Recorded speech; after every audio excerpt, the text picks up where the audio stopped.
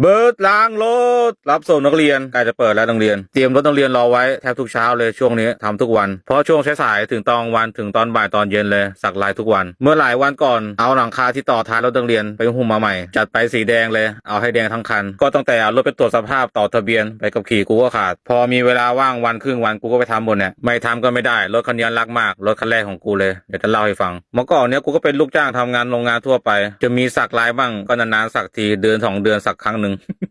สมัยก่อนสักด้วยมือแต่ส่วนใหญ่ทำงานโรงงานทั้งนั้นเนี่ยขี่มอเตอร์ไซค์ต๊อกต่อยไปทำงานทุกวันเคยวาดเคยฝันว่าจะมีรถให้ได้สักคันหนึ่งก่อนอายุ30ไอ้รถปิกอัพคันเนี้ยก็มีวันนั้นนะจุดเปลี่ยนเลยทำงานมันเหนื่อยไงกูถกแขนเสื้อขึ้นแล้วก็มีพวกคนงานพม่าไม่เห็นถามว่าพี่ชายสักที่ไหนแล้วกูก็เหนื่อยด้วยใช่ไหมกูก็ตอบแบบกวนตีนแม่งเลยเนี่ยสักเองกูก็ทำท่าให้ดูเนี่ยสักใส่แขนเนี่ยมันก็นัดกูไปสักอีกวันหนึ่งเว้ยสักไปสักมาเสร็จออกมามันชอบอีกตอนเนี้ยงานเข้าเลยมึงก็น่าจะรู้อยู่คนงานพม่าแม่งโคตรเยอะแม่งมากันเต็มเลยให้กูสักแทบทุกวันหนักที่สุดก็คือมันให้เพื่อนมันนะเป็นคนงานพม่าทำงานแทนกูแล้วให้กูสักเพื่อนมัน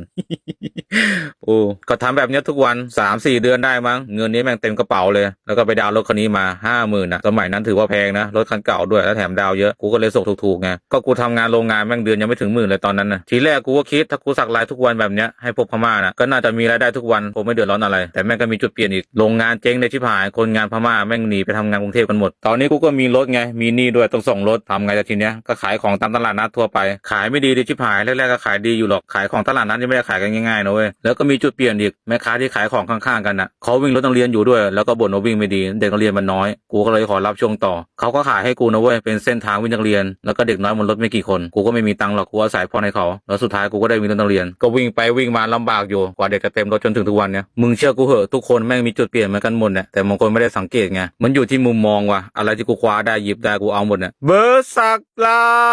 ย